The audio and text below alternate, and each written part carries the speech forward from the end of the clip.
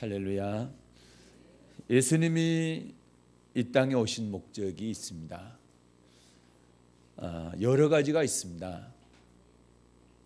우리가 가장 잘 알고 있는 예수님이 이 땅에 오신 목적은 자기 백성을 죄로부터 구원하시기 위해서 오셨습니다. 그리고 지난 시간에 보았던 것처럼 하나님 나라의 복음을 전하러 오셨습니다. 또 성령 세례 주시러 오셨고 마귀의 일을 멸하시려고도 오셨고 전도하러 오셨고 임마누엘 하시기 위해서 오셨고 제자들을 택하기 위해서 오셨고 율법을 완전케 하시기 위해 오셨고 죄인을 불러 회개시키기 위해서 오셨습니다. 오늘은 예수님이 오신 목적 두 번째, 하나님 나라의 복음을 전하러 오신 예수님에 대해서 두 번째 시간입니다. 예수님이 오신 목적 네 번째 시간이요, 하나님 나라의 복음을 전하러 오신 예수님에 대해 두 번째 시간으로 함께 말씀을 통해서 은혜 나누고자 합니다. 구약에는 누가 하나님 나라의 복음을 전했나? 선지자가 전했습니다. 에레미야 선지자가 하나님께서 말씀하시기를 내 말을 내 입에 두었다. 선지자는 하나님의 말씀을 그대로 받고 그대로 전하는 사람입니다. 그래서 선지자를 대언자다, 대신 전하는 사람, 그래서 대언자라고도 얘기합니다. 예수님 당시에 선지자들은 누구였는가? 바리새인과 서기관들이었습니다. 이들이 선지자의 모세의 자리인 선지자의 자리에 앉았습니다. 그렇다고 한다면 바리새인과 서기관들은 마땅히 천국 복음을 전해야 될 것입니다. 그런데 예수님께서는 이들을 크게 책망하시고 심판받을 것이라고 말씀하셨습니다. 왜 그랬습니까? 이들이 천국 복음을 전하지 않고 하나님의 말씀을 전하지 않고 사람의 계명, 지식의 열쇠, 장로의 의견을 전했기 때문입니다. 그 결과 주님의 눈으로 볼 때에 바리새인과 서기관들, 주의 종들도 천국 문을 닫고 못 들어가고 들어가려고 하는 성도들까지도 못 들어가게 막고 있는 겁니다. 그러니 하나님의 마음이 얼마나 애가 탔겠습니까?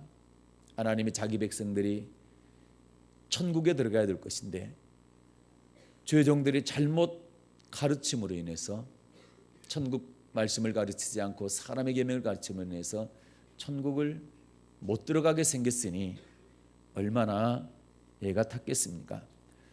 그래서 독생자 외아들 예수 그리스도를 이 땅에 보내주셔서 먼저는 죄로부터 구원하지만 죄로부터 구원하는 걸로 끝나는 것이 아니라 천국 복음을 다시 전하게 된 것입니다. 그래서 예수님께서 가는 곳마다 천국 복음을 전파하시며 이렇게 성경은 기록하고 있죠. 제자들이 예수님의 천국 복음을 듣습니다. 그런데 예수님께서 제자들을 택하신 목적이 바리새인과 서기관들이 천국 복음을 잘 전했다고 한다면 다시 택할 이유가 없죠. 그런데 저들이 잘못 전했기 때문에 천국 복음을 다시 전해서 이들로 하여금 천국 들어가야 될 성도들로 하여금 이 천국 복음을 듣게 하신 겁니다. 마태복음 9장 36절은 그렇습니다. 우리를 보시고 민망히 여기시니 이는 저희가 목자 없는 양과 같이 고생하며 유리함이라. 목자가 있었는데도 불구하고 목자 없는 양같이 당시의 성도들이 유리방황하더라. 어디로 가야 될지 갈 길을 알지 못하고 방황하고 있더라는 겁니다. 그래서 예수님께서 제자들에게 너희가 가서 이 복음을 전하라. 그 말씀이 마태복음 9장 37절 38절 말씀인데 이에 제자들에게 이르시되 추수할 것은 많되 일꾼은 적으니 그러므로 추수하는 주인에게 청하여 추수할 일꾼들을 보내어 주소서 하라. 이 말씀은 무슨 말씀이냐? 추수 때는 가까워지는데 알곡 되어야 될 성도들은 많은데 알곡 만드는 주의 정이 적다. 알곡 만드는 일꾼 주의 종이 적다. 그러니 너희가 가서 성도들로 하여금 이 천국 말씀을 전해서 알고 되게 만들어라. 이 말씀입니다. 그래서 제자들이 이 천국 복음을 들고 이스라엘 백성들에게 가서 복음을 전하게 됐죠. 세례요한도 회개하라, 천국이 가까웠다. 예수님도 회개하라, 천국이 가까웠다. 제자들도 회개하라, 천국이 가까웠다. 이렇게 전하게 되는 거죠. 회개하라는 얘기는 지금 잘못된 길로 가고 있기 때문에 돌이켜서 옳은 길로, 바른 길로 돌아오라는 얘기입니다. 그것은 바로 하나님의 말씀으로 돌아오라는 겁니다. 천국 말씀으로 돌아오라는 겁니다. 그 말씀을 전하게 되는 것이죠. 그렇다고 한다면 오늘은 예수님 오신 목적이, 두 번째 목적이 천국 복음을 전하는 것인데, 이 천국 복음의 중요성에 대해서 함께 성경을 통해서 은혜를 나누고자 합니다. 왜 이 천국 복음이 중요하냐? 첫째는 오늘 마태복음 17장입니다. 1절부터 5절 말씀까지 보겠습니다. 아까 받은 말씀입니다. 마태복음 17장 1절부터 5절. 천국 복음이 왜 중요한가입니다. 마태복음 17장 1절부터 5절입니다. 받들어 읽겠습니다. 시작. 엿새 후에 예수께서 베드로와 야고보와 그 형제 요한을 데리시고 따로 높은 산에 올라가셨더니 저희 앞에서 변형되사 그 얼굴이 해같이 빛나며 옷이 빛과 같이 휘어졌더라. 때에 모세와 엘리야가 예수로 더불어 말씀하는 것이 저희에게 보이거늘 베드로가 예수께 여짜와 가로되 주여 우리가 여기 있는 것이 좋사오니 주께서 만일 원하시면 내가 여기서 초막셋을 짓되 하나는 주를 위하여 하나는 모세를 위하여 하나는 엘리야를 위하여 하리이다. 아멘. 좀 더 읽겠습니다. 빛난 구름이 저희를 덮으며 구름 속에서 소리가 나서 가로되 이는 내 사랑하는 아들이요 내 기뻐하는 자니 너희는 저의 말을 들으라 하는지라. 아멘. 네. 오늘이 교회력으로 보게 되면, 교회력으로 보면 산상변모주의. 산상변모주의라는 얘기는 산 위에서 변화되었다라. 그래서 오늘 본문에 보게 되면은 예수님께서 높은 산에 올라가셨죠. 높은 산에 누구를 데리고요? 베드로와 요한과 야고보를 데리고 높은 산에 올라가셨습니다. 그런데 2절 보니까 저희 앞에서 뭐 됐습니까? 변형되셨다. 변화되셨다. 어떤 모습으로요? 해같이 빛나는 모습, 그리고 옷이 빛과 같이 휘어졌다고 그랬죠. 그래서 부활체의 모습으로 변화되셨습니다. 그래서 오늘이 그날입니다. 교회력으로 봤을 때 오늘이 그날. 그래서 오늘의 색깔은 흰색입니다. 지난주에는 녹색 스토를 거쳤잖아요. 근데 오늘은 흰색 그대로 제가 입고 나왔죠. 오늘 흰색입니다. 산상변모주일인데, 여기 보게 되면 예수님께서 혼자 변화된 게 아니라 모세와 엘리야와 함께 변화된 모습을 보여주시죠. 모세와 엘리야는 구약의 대표적인 선지자들입니다. 구약의 대표적인 선지자. 그런데 여기서 이 사건에서 중요한 말씀이 있습니다. 어떤 말씀인가? 자, 5절만 다시 읽겠습니다. 시작. 말할 때에 호련히 빛난 구름이 저희를 덮으며 구름 속에서 소리가 나서 가로되 이는 내 사랑하는 아들이요 내 기뻐하는 자니 너희는 저희 말을 들으라 하는지라. 아멘. 모세 엘리야 예수님이 변화된 모습으로 얘기를 합니다. 그래서 이 세 제자가 이 모습을 보면서 얼마나 황홀하고 좋든지 이곳에 초막색 짓고 영원히 살고 싶은 그런 마음이 있었죠. 그런데 5절을 보면 호련히 빛난 구름이 저희를 덮고 구름 속에서 소리가 나서 가로되. 구름 속에서 소리가 났습니다. 누구의 소리입니까? 그래요, 하나님의 소리입니다. 왜요? 그 다음에 보니까 이는 내 사랑하는 아들이요 내 기뻐하는 자니. 예수님을 가리켜서 내 사랑하는 아들이다 이렇게 말하시는 분은 아버지 하나님밖에 없잖아요. 그렇죠? 그래서 구름 속에서는 누가 말씀하셨나? 하나님께서 말씀하셨습니다. 뭐라고 말씀하셨습니까? 예수님을 가리켜 내 사랑하는 아들이요 내 기뻐하는 자니. 그 다음에 말씀입니다. 너희는 자 뭐하라? 저의 말을 들으라. 누구 말을 들으라? 예수님의 말을 들으라는 겁니다. 그 모세와 엘리야가 있었고 예수님이 계셨습니다.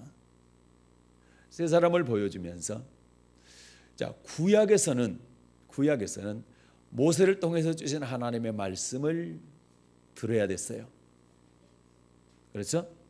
그런데 신약으로 와서 예수님 오신 이후로는 신약에서는 예수님의 말씀을 드려야 됩니다. 이것이 하나님의 명령입니다. 구약에서는 모세를 통해 주시는 하나님의 말씀을 드려야 되지만 신약에서는 내 사랑하는 아들이요 내 기뻐하는 자 저의 말을 들으라. 예수의 말을 들으라 이렇게 말씀합니다. 그렇기 때문에 천국 복음의 중요성이 뭐냐? 첫 번째는 하나님께서 직접 명령하셨습니다. 내 사랑하는 아들의 내 기뻐하는 자의 말을 들으라 이렇게 명령하셨습니다. 구약에서는 모세를 통해 주신 말씀을 드려야 되지만 신약에서는 예수님을 통해서 주시는 말씀을 드려야 되는 것입니다. 이것이 첫 번째 이유가 되는 것입니다. 두 번째는 영생 주시는 말씀이기 때문에 중요합니다. 천국 말씀이 영생을 주시는 말씀, 다시 말해서 천국 들어가게 하는 말씀이기 때문에 중요한 것입니다. 구약에서는 마땅히 모세를 통해 주시는 말씀이 영생 말씀이었습니다. 신명기 32장입니다.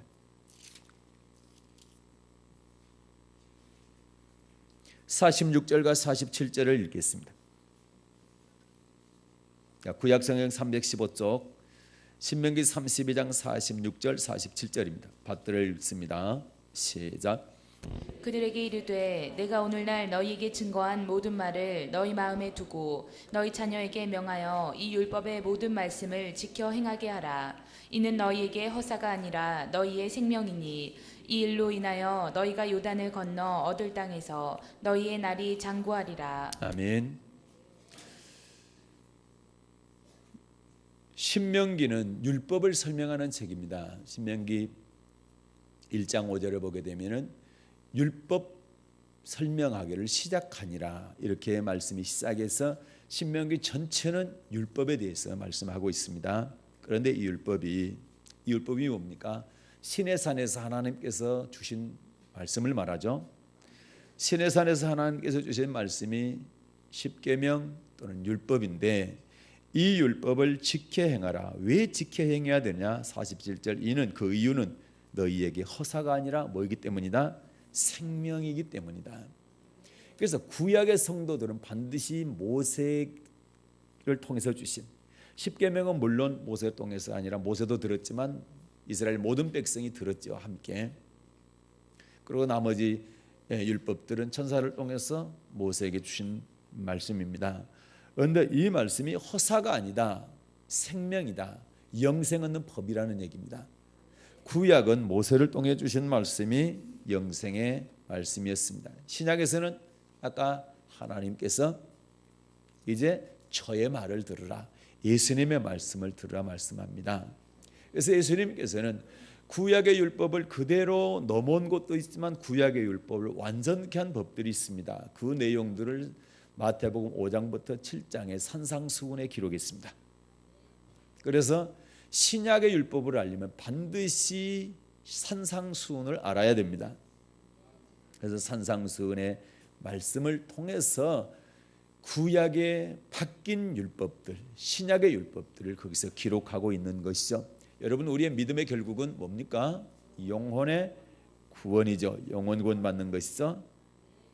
한 사람이 예수님께 물어봤습니다. 무엇해야 영생 얻습니까? 어떻게 해야 구원받습니까? 천국 들어갑니까? 이렇게 물어봅니다. 그때 예수님께서 이렇게 대답하는 장면이 나옵니다. 마가복음 10장입니다. 17절부터 읽겠습니다.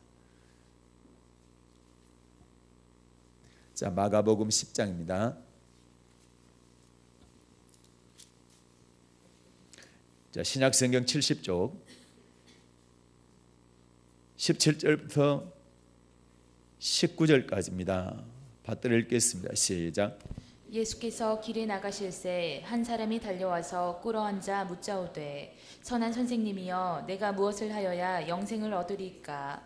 예수께서 이르시되 내가 어찌하여 나를 선하다 일컫느냐. 하나님 한 분 외에는 선한 이가 없느니라. 내가 계명을 안 하니 살인하지 말라, 간음하지 말라, 도적질하지 말라, 거짓 증거하지 말라, 속여 취하지 말라, 내 부모를 공경하라 하였느니라. 아멘. 어떤 사람이 달려와서 예수님 앞에 무릎을 꿇고 선한 선생님, 내가 무엇을 하여야 영생을 얻겠습니까? 영생에 대해서 물어봤습니다. 우리 성도들이 가장 절박한 질문이 뭘까? 성도들뿐만 아니라 모든 사람들에게 가장 중요한 질문이 뭘까? 영생 얻는 겁니다. 영원히 사는 겁니다. 왜 사람을 복제합니까? 인간 복제하려고 그럽니까? 영원히 살려고 그러는 거죠. 이 모든 것들이 영생을 얻기 위한 겁니다. 진시의 왕이 왜 불로초를 얻으려고 그랬습니까? 안 죽기 위해서입니다. 영원히 살기 위해서입니다. 애굽에서 왜 왕들이 죽으면 피라미드를 만들었습니까? 영원히 산다고 생각을 했기 때문에 그렇습니다. 영생의 문제입니다. 그래서 죽음에 닥치게 되면 두려워하게 되는 거죠. 그러나 영생을 얻는다고 생각한다면, 그걸 믿는다고 한다면 두려워하지 않죠. 우리 인간에게 가장 중요한 문제는 죽고 사는 문제, 특별히 영생의 문제입니다. 그래서 어떤 사람이 가장 중요한 질문을 합니다. 어떻게 영생을 얻습니까? 물어봤습니다. 그때 예수님께서 19절에 네가 계명을 안 하니 계명 지키라는 겁니다. 네, 그랬더니 20절에 이렇게 그 사람이 대답을 하죠. 시작. 여짜오되 선생님이여 이것은 내가 어려서부터 다 지키었나이다. 아멘. 영생을 물어볼 때 계명 지켜야 영생 얻는다. 그랬더니 이 사람이 대답합니다. 어려서부터 다 지켰습니다. 그럼 이 계명은 어떤 계명입니까? 19절에 보니까 살인하지 말라, 간음하지 말라, 도적질하지 말라, 거짓 증거하지 말라, 속여 취하지 말라, 내 부모 공경하라. 이게 다 10계명의 내용이죠. 이 계명은 다시 말해서 모세를 통해서 주신 구약의 율법입니다. 그렇죠? 그런데 여러분 21절에서 예수님께서 이렇게 이 사람한테 말을 하죠. 어려서부터 계명 다 지켰다고 얘기하니까 이렇게 얘기하죠. 21절입니다. 시작.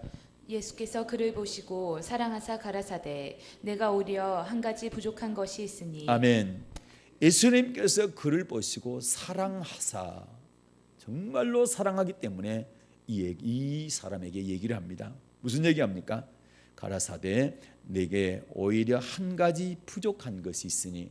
네가 다 지켰다고 하는데, 네가 구약의 모세율법을 다 지켰다고 하는데 네가 부족한 것이 있다 라면서 재물에 대한 얘기를 합니다. 그러면 여러분, 이 사람이 지킨 율법은 구약의 모세를 통해 주신 율법입니다. 그런데 예수님께서 말씀하신 한 가지 부족한 것, 이 얘기는 신약의 율법을 말합니다. 그래서 구약 사람들은 구약의 율법 지켜야 영생을 얻지만 신약의 사람들은 예수님께서 우리에게 완전케 하신 신약의 율법을 지켜야 영생을 얻습니다. 이 사람은 예수님 오신 이후의 사람이기 때문에 이 사람은 반드시 신약의 율법을 지켜야 된다는 거죠. 그래서 예수님께서 신약의 율법을 말씀하신 겁니다. 더하여 말씀하신 거죠. 구약의 율법에다가 신약의 율법을 더하여 말씀하신 거죠. 그래서 구약의 율법이 안 바뀐 것은 그대로 넘어옵니다. 안 바뀐 것은 그대로 넘어옵니다. 10계명 가운데 1계명부터 4계명까지 그대로, 5계명까지 그대로 넘어왔죠. 그런데 6계명은 산상수훈에 바뀌었잖아요. 살인에 관한 법 바뀌었죠. 그 다음에 7계명 간음에 관한 법도 바뀌었습니다. 구약보다 예수님께서 바꿔주신 법이 더 어렵습니다.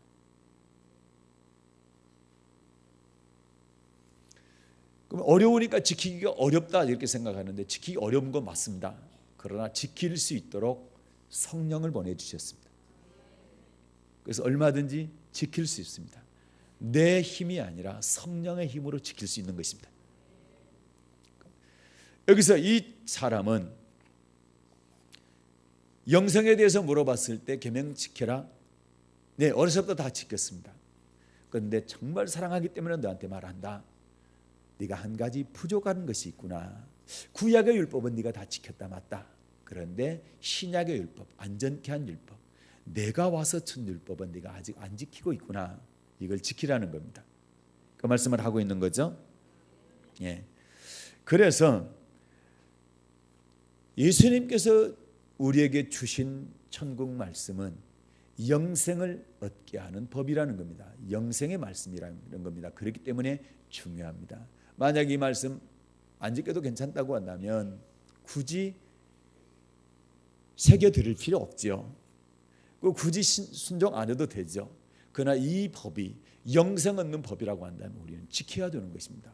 왜요? 영생 얻어야 되기 때문에 그렇습니다. 그래서 베드로가 이렇게 대답을 하는 거죠. 요한복음 6장입니다.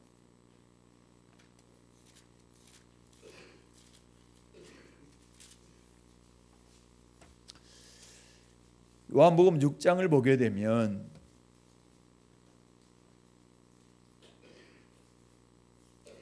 16절부터 보면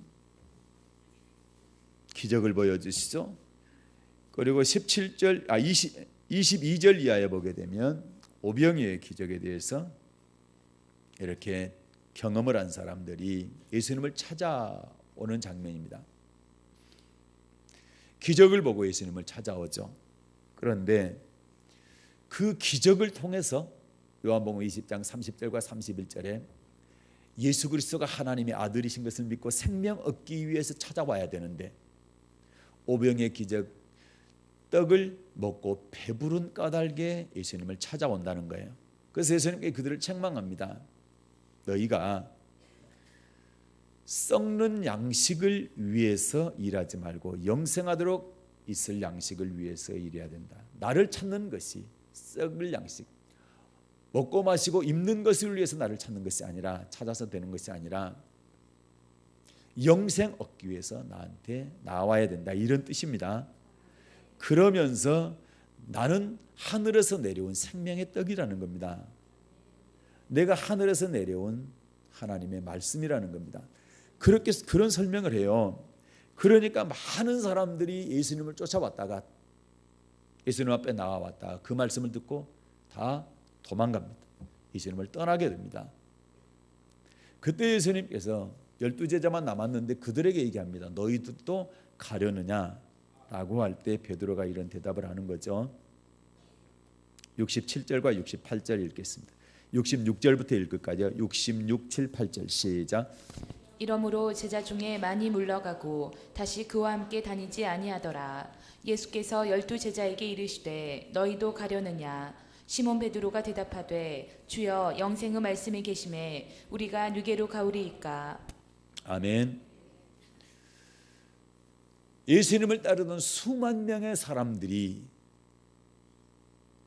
예수님의 이 말씀을 듣고 너희가 먹고 마시는 것 때문에 나 따르지 말고 영생 얻도록 위해서 나를 찾아야 된다. 그리고 나는 하늘에서 내려온 생명의 떡, 내가 말씀인데 이 말씀을 먹고 마셔야 영생 얻는다. 마지막 날 내가 다시 살린다.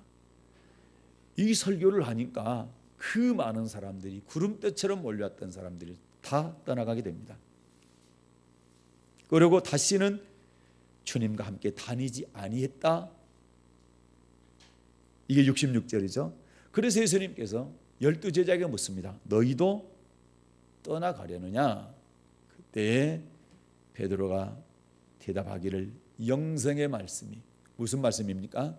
영생의 말씀이, 영생의 말씀이 여기 있으면 우리가 누게로 갈까? 주님께서 우리에게 주시는 말씀이 영생의 말씀인데 우리가 어디 가서 영생의 말씀을 듣겠습니까? 우리가 어디 가서 누구한테 영생의 말씀 듣고 영생의 길을 가겠습니까? 절대 떠나지 않겠습니다. 그러니까 예수님께서 전하신 하나님 나라의 복음은 영생 주시는 영생의 말씀이라는 겁니다. 그렇기 때문에 중요합니다. 하나 묻겠습니다. 마귀는 병들게 하고 저주하는 자입니까? 흔히 그렇게 알잖아요. 아프면 마귀야 떠나가라. 무슨 일이 잘 안 되면 마귀야 떠나가라. 물론 그럴 수도 있죠. 그러나 성경상 보게 되면 마귀는 병을 주거나 저주를 하는 존재가 아닙니다. 성경상 보면은 병을 주고 낫게 하시고 또 축복도 하시고 저주도 하신 분은 하나님입니다. 마귀가 아닙니다. 우리가 알기를 축복하고 고쳐주시고 이렇게 하시면 하나님이고 병을 주고 저주하는 존재는 마귀다 이렇게 생각하는데 아닙니다. 병을 주기도 하고 고치기도 하신 분은 하나님이십니다. 축복하고 저주하신 분도 하나님이십니다. 마귀는 뭐 하는 존재냐? 그래요. 미혹하는 존재야. 뭘 미혹합니까? 그래요. 영생의 말씀을 미혹합니다. 영생의 말씀을 미혹합니다. 그렇게 해서 영생 얻지 못하도록 합니다. 이게 마귀가 하는 일입니다. 첫사람 아담이죠. 첫사람 아담은 산 영, 영이 살았죠. 그런데 문제는 첫사람 아담, 둘째 사람 하와에게 사탄이 나타납니다. 그리고 이들에게 말씀을 미혹합니다. 하나님의 말씀에 제대로 서 있지 않게 될 때에 말씀을 뒤집죠. 바꾸죠. 집어넣죠. 없는 것 집어넣고 있는 말씀도 바꾸게 됩니다. 그렇게 해서 어떻게 합니까? 미혹을 하고 마귀의 말을 듣게 하죠. 마귀에게 미혹당한 아담과 하와는 하나님께서 금하신 선악과를 따먹습니다. 그리고 결국 어떻게 합니까? 저주받고 쫓겨납니다. 영생 얻지 못하도록 하나님께서 막아버렸습니다. 마귀가 하는 일은 아담에게 병을 주는 일이 아니었습니다. 마귀가 하는 일이 하와에게 저주하는 일이 아니었어요. 미혹하는 일이었어요. 뭘 미혹했습니까? 하나님의 말씀을 미혹했습니다. 하나님은 선악과를 따먹게 되면 반드시 죽는다. 그런데 마귀는 절대 죽지 않는다. 말씀을 바꾼 겁니다. 그런데 불행하게도 하나님의 말씀을 듣기보다 마귀의 말을 듣게 된 겁니다. 그런데 여러분, 마지막 아담이 누굽니까? 예수님이십니다. 예수님이 마지막 아담입니다. 첫 아담은 산영이 했지만 마지막 아담은 살리는 영, 우리의 영을 살리신 분. 그런데 그분에게도 똑같이 마귀가 찾아왔습니다. 예수님에게도 똑같이 마귀가 찾아왔습니다. 40일 동안 금식하셨는데 얼마나 배가 고픕니까? 40일 금식하면 배고픕니다. 사흘 10끼만 굶어도 심리 밖에 있는 소뚜껑 여는 소리가 들립니다. 저는 못 들어봤지만 하여튼 들린다고 그래요. 근데 40일 굶주리셨으니까 얼마나 배고프고요. 그때 마귀가 나타나서 하는 말이 그랬습니다. 첫 번째 말이, 너 하나님의 아들이잖아. 그러면 이 돌로 떡 만들어 봐라. 마태복음 4장입니다. 굉장히 중요한 말씀입니다. 왜 중요하냐? 자, 마태복음 4장 1절부터 3절입니다. 시작. 그때 예수께서 성령에게 이끌리어 마귀에게 시험을 받으러 광야로 가사 40일을 밤낮으로 금식하신 후에 줄이신지라. 시험하는 자가 예수께 나와서 가로되 내가 만일 하나님의 아들이거든 명하여 이 돌들이 떡덩이가 되게 하라. 아멘. 1절에 보니까 마귀에게 시험 받으러 광야로 가셨다. 3절에 시험하는 자가 예수님께 뭐라 합니까? 하나님의 아들이든 명하여 이 돌들이 떡덩이가 되게 하라. 돌로 떡 만들어서 먹으라는 겁니다. 그런데 예수님께서 4절에 이렇게 말씀하시죠. 시작. 예수께서 대답하여 가라사대 기록되었을 때. 다시 읽겠습니다. 4절 시작. 예수께서 대답하여 가라사대 기록되었을 때. 아멘. 예수님께서 가라사대 뭐 하시되? 자, 기록되었을 때. 기록되었을 때. 여러분, 기록된 말씀이 그렇게 중요합니다. 이 기록된 말씀이 영생의 말씀입니다.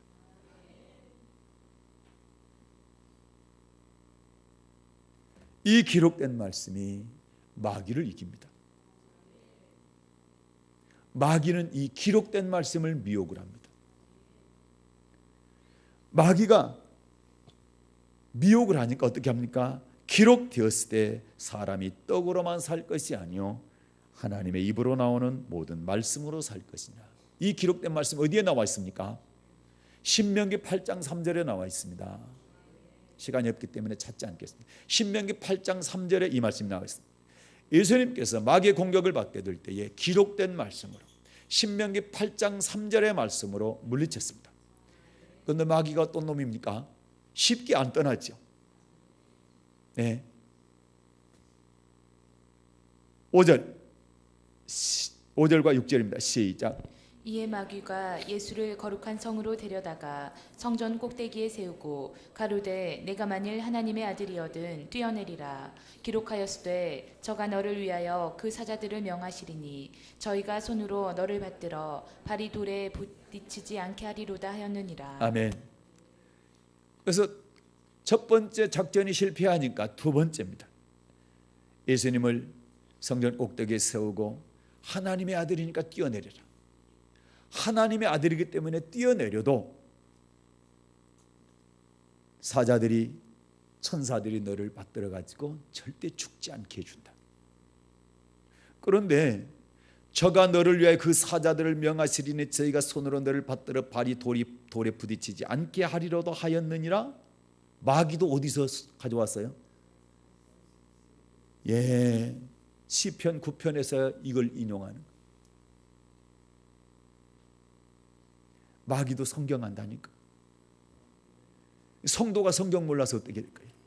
마귀도 아는데. 그래가지고 예수님께서 기록된 말씀으로 물리치니까 저도 말씀 갖고 왔어. 봐라, 뛰어내려도 천사가 받쳐주니까 안 죽는다고 그랬지 않냐. 뛰어내려. 주님 뭐라 합니까? 7절입니다. 시작. 예수께서 이르시되 또 기록되었으되 다시 7절 시작. 예수께서 이르시되 또 기록되었으되 아멘. 예수께서 이르시되 또 기록되었으되 또 기록되었으되 주 너희 하나님을 시험치 말라 하였느니라. 기록된 말씀으로 물리치고 또 기록된 말씀으로 물리칩니다. 이 말씀도 신명기 6장 말씀입니다. 또 기록시되 주 너희 하나님을 시험치 말라 하였느니라. 그래서 물러갈 것 같은데 마귀가 또 안 물러가요. 그래서 마귀는 끊임없이 우는 사자같이 우리를 미혹한다는 얘기죠. 8절입니다. 9절까지 시작. 마귀가 또 그를 데리고 지극히 높은 산으로 가서 천하 만국과 그 영광을 보여 가로되 만일 내게 엎드려 경배하면 이 모든 것을 내게 주리라. 그래요. 엎드려 경배하면 모든 것 주겠다. 천하 만국 영광 보여주면서요.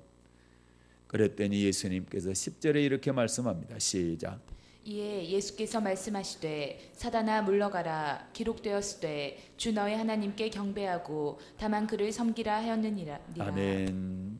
사단아 물러가라. 기록되었으되 주 너의 하나님께 경배하고 다만 그를 섬기라. 기록된 말씀. 이 말씀도 신명기 6장 13절 말씀입니다. 예수님께서 말씀 가지고 물리쳤습니다. 첫사람 아담은 말씀에 제대로 서 있지 못하고 말씀에 미혹당해서 언약을 어겼습니다. 죄를 지었습니다. 그러나 마지막 아담은 기록된 말씀 가지고 철저하게 마귀를 물리쳤습니다. 우리는 첫사람 아담을 따라야 될지 마지막 아담을 따라야 될지 자명하잖아요. 그래서 여러분, 오늘 본문 보았던 베드로후서 1장을 보겠습니다.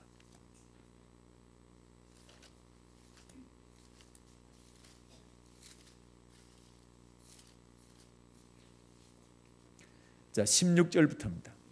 변화산 얘기를 하고 있습니다. 16절부터 19절까지 시작. 우리 주 예수 그리스도의 능력과 강림하심을 너희에게 알게 한 것이 공교히 만든 이야기를 좇은 것이 아니요 우리는 그의 크신 위엄을 친히 본 자라.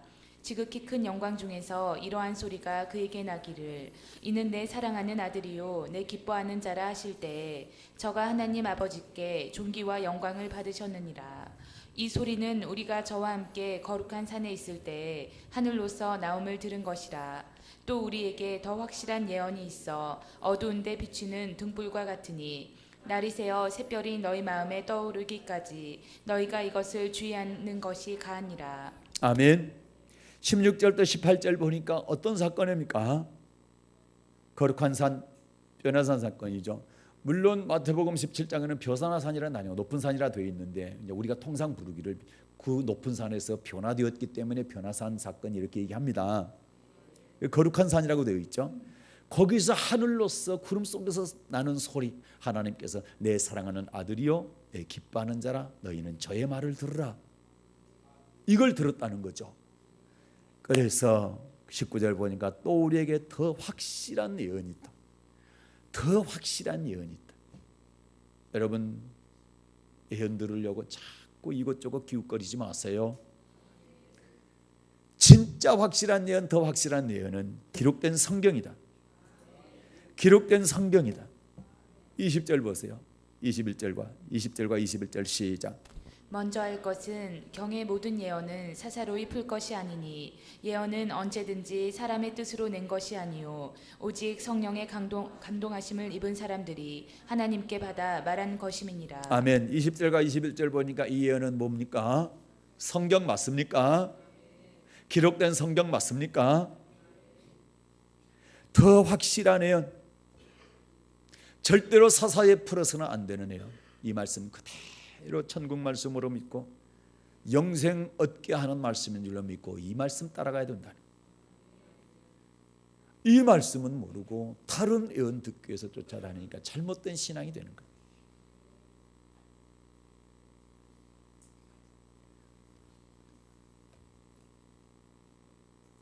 예수님이 여러분 능력이 없어서 다른 말씀 할 줄 몰라서 기록된 아버지 말씀 가지고 마귀 쫓아냈을까? 생각 한번 해봐요. 그런데 우리는 예수님보다 훨씬 능력도 부족하고 지혜도 부족하고 그런데도 불구하고 이 기록된 예언의 말씀, 이 생명의 말씀, 영생의 말씀은 놔두고 제쳐두고 다른 데서 다른 거 들으려고 한다면 마귀가 얼마나 기뻐하겠냐 이 말이에요.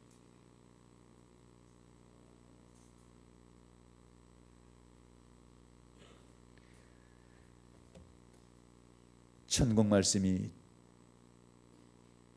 중요한 것은 예수님께서 전파하신 천국 말씀이 중요한 것은 이 말씀이 영생 얻는 말씀이기 때문에 그렇다. 마귀가 다른 것은 다 해라 다 해. 마음대로 해라. 그러나 영생의 말씀만 따라가지 마라. 천국 가는 길로만 가지 마라. 예수님한테 하는 말씀도 그거예요. 마음대로 떡 만들어 배부르게 먹어라. 잘 먹고 잘 자라. 모든 영광 다 줄게. 최고 높여줄게. 모든 사람이 절하게 만들어줄게. 다 주겠다. 그러나 뭘 만큼? 영생의 말씀만큼 따라가지 말라는 겁니다. 이게 마귀입니다. 그런데 이 중요한 영생의 말씀 놔두고 다른 것 따라간다고 한다면 정말로 어리석은 사람이 되는 것입니다. 그래서 유다서 1장 3, 4절을 보게 되면 사랑하는 자들아 내가 우리의 일반으로 얻은 구원을 들어 너희에게 편지하려는 뜻이 간절하던 차에 성도에게 단번에 주신 믿음의 도를 위하여 힘써 싸우라. 성도에게 단번에 주신 믿음의 도, 저는 그리스도시요 살아계신 하나님의 아들입니다 라고 고백하는 사람들 교회로 주님께서 이끌어 주시고 이것에 오면 천국 말씀 주시잖아요. 이게 바로 성도들에게 단번에 주신 믿음의 도입니다. 고백한 성도들에게 천국 말씀을 주십니다. 이걸 지키라는 겁니다. 힘써 지키라는 겁니다. 왜요? 이는 4절에 그렇습니다. 가만히 들어온 사람 몇이 있음이라 저희는 애적부터 이 판결을 받기로 미리 기록된 자니. 애적부터 이 판결을 받기로 미리 기록된 자는 마귀입니다. 교회 안에 마귀가 들어왔다는 얘기요. 누구를 통해서? 가짜를 통해서. 그리고 그들이 예수님의 은혜를 새벽거리로 바꾼다는. 경건하게 천국 말씀 따라 살아야 될 성도들로 하여금 죄짓게 만들고 악한 삶을 살게 만든다는 거죠. 그래서 예수님이 영광을 받아야 될 것인데 예수님이 더럽혀진다는 거예요. 이 마귀들이 교회 안에 들어와 가지고 믿음의 도를대로 살지 못하게, 천국 말씀을 미혹해서 못 따라 살게 하니까 그렇게 된다는 거예요. 그럼 우리는 힘써서 이 천국 말씀을 지키기 위해서 싸워 이겨야 되겠죠. 천국 말씀이 왜 중요한가? 주님께서 우리에게 전하신 천국 말씀이 왜 중요한가? 첫째는 하나님의 명령이기 때문에 그렇습니다. 두 번째는 영생 얻는 말씀이기 때문에 그렇습니다. 세 번째는 천국 말씀을 통해서 회개할 수 있기 때문에 그렇습니다. 내 죄를 깨닫고 회개할 수 있기 때문에 그렇습니다. 여러분, 이 땅에 죄 없는 사람은 아무도 없습니다. 그런데 불행하게도 죄의 대가는 반드시 사망이다, 지옥이라는 겁니다. 그런데 죄 때문에 멸망받지 않는, 지옥 가지 않는 방법이 딱 하나 있습니다. 그것은 돌이켜 회개하고 용서받으면 됩니다. 죄 안 지었기 때문에 천국 가는 게 아닙니다. 죄 지었지만 용서받기 때문에 천국 가는 겁니다. 그런데 내가 죄인 줄 뭘를 통해 아냐? 말씀을 통해서 아는 겁니다. 내가 죄를 짓고 사는지 죄를 안 짓고 사는지 바로 하나님의 말씀을 통해서 죄인지 죄 아닌지를 분별할 수 있다. 그래서 하나님의 말씀에 벗어난 게 죄입니다. 죄라는 단어가 하마를 띠합니다. 관역에서, 표적에서 벗어난다는 얘기인데 그것은 하나님의 말씀에서 벗어나는 것을 죄라 합니다. 하나님은 어떠한 사람이라 할지라도 절대로 멸망하는 것을 원치 않습니다. 그래서 베드로후서 3장 이런 말씀하죠. 사랑하는 자들아, 주께는 하루가 천년 같고 천년이 하루 같다는 이 한 가지를 잊지 말라. 주의 약속은 어떤 이들이 더디다고 생각하는 같이 더딘 것이 아니요 오직 주께서는 너희를 대하여 오래 참으사 아무도 멸망하지 아니하고 다 회개하게 이르기를 원하느니라. 아무도 멸망하지 않으려면 어떻게 해야 된다? 회개해야 된다는 얘기입니다. 구원이란 말 대신에 회개라는 단어를 썼습니다. 멸망치 않고 구원받으려면 뭐 해야 된다? 회개해야 된다, 이렇게 말씀합니다. 그런데 죄 용서받는 방법 딱 하나입니다. 회개하는 건데 그거는 자백입니다. 요한일서 1장입니다. 요한일서 1장, 베드로후서 다음에 요한일서 1장, 자 7, 8, 9절입니다. 시작. 저가 빛 가운데 계신 것 같이 우리도 빛 가운데 행하면 우리가 서로 사귐이 있고 그 아들 예수의 피가 우리를 모든 죄에서 깨끗하게 하실 것이요 만일 우리가 죄 없다 하면 스스로 속이고 또 진리가 우리 속에 있지 아니할 것이요 만일 우리가 우리 죄를 자백하면 저는 미쁘시고 의로우사 우리 죄를 사하시며 모든 불의에서 우리를 깨끗게 하실 것이요. 아멘. 9절, 만일 우리가 우리 죄를 뭐하면? 자백하면, 자백할 때 용서합니다. 자백할 때 용서.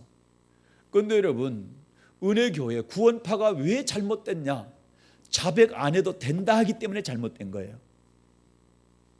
죄를 지었는데 자백해야 되는데 그래야 용서해 준다고 하나님 분명히 말씀하셨는데, 요한사도를 통해서 틀림없이 자백하면 용서하신다고 말씀하셨는데 구원파 잘못된 건 뭡니까?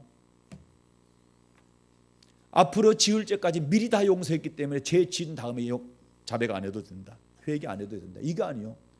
잘못돼도 한참 잘못됐죠. 그러면 이런 하나님의 말씀은 뭐란 말입니까? 그래서 왜 자백합니까? 내가 하나님의 말씀에서 벗어났기 때문에 그런 거예요. 하나님의 말씀대로 살지 않았기 때문에 자백하는 거죠. 잘못했다고 용서를 구하는 거잖아요. 그래서 천국 말씀이 우리에게 중요한 것은 천국 말씀에 비치어서 내가 잘 살고 있는지, 잘못 살고 있는지를 볼 수 있다는, 다시 말해 죄를 깨달을 수가 있다는 거죠. 이스라엘 백성들이 70년 동안 바벨론 포로로 잡혀갔다가 70년 만에 돌아오게 됩니다. 돌아왔을 때에 에스라 선지자가 수문 앞 광장에다 모든 백성들을 다 모았습니다. 그리고 모세 율법책을 낭독합니다. 그리고 강론을 해줍니다. 깨닫게 해줍니다. 그렇게 하니까 이스라엘 모든 백성들이 다 뭐합니까? 통곡하며 웁니다. 회개는 말씀이 없이는 절대 회개는 일어날 수가 없습니다. 말씀을 딱 알아야, 그걸 들어야, 아, 말씀에 비춰보니까 내가 잘못했구나, 그걸 깨닫고 회개하게 된다는 거죠. 그게 그 유명한 이스라엘 민족 전 민족이 회개했던 수문 앞 광장 사건입니다. 우리도 마찬가지입니다. 하나님의 말씀을 덜 가까이 주야로 하나님의 말씀 묵상해서 내 죄 드러내야 됩니다. 여러분, 죄는 절대 숨기면 안 됩니다. 시편 32편에 보게 되면 토설치 아니면 내 뼈가 쇠한다. 그리고 하나님의 어마어마한 그 손이 나를 눌러가지고 진액자들이 확 다 짜버린다. 살아날 길이 없습니다. 몸은 살지 모르겠지만 영혼은 죽게 되어 있습니다. 죄는 주님 앞에 자백하게 되면 용서해 주시고 내 영혼을 살려주십니다. 아멘입니까? 예수님께서 이 땅에 오신 목적, 자기 백성을 죄로부터 구원하시기 위한 것이고, 두 번째는 천국 말씀을 전파하기 위한 것입니다. 왜 천국 말씀이 중요한가? 하나님이 예수님의 말씀을 들으라고 직접 명령하셨기 때문이요. 그리고 천국 말씀이 바로 천국 들어가게 하는 말씀, 영생 주시는 말씀이기 때문이 그렇고, 천국 말씀을 통해서 죄를 깨닫고 회개할 수 있기 때문에 그렇습니다. 이것이 예수님께서 이 땅에 오신 두 번째 목적입니다. 우리는 이 목적대로 영생의 말씀, 천국 말씀을 명령으로 듣고 이 말씀을 두렵고 떨림으로 받아서 복종함으로 천국 구원에 이르는 믿음의 성도들이 되시기를 예수님의 이름으로 축복합니다. 그래서 주님 강림하실 때 깨끗한 신부되어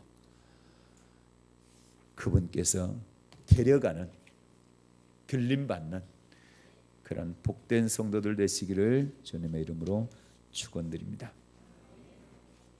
은혜로우신 하나님 아버지 고맙습니다.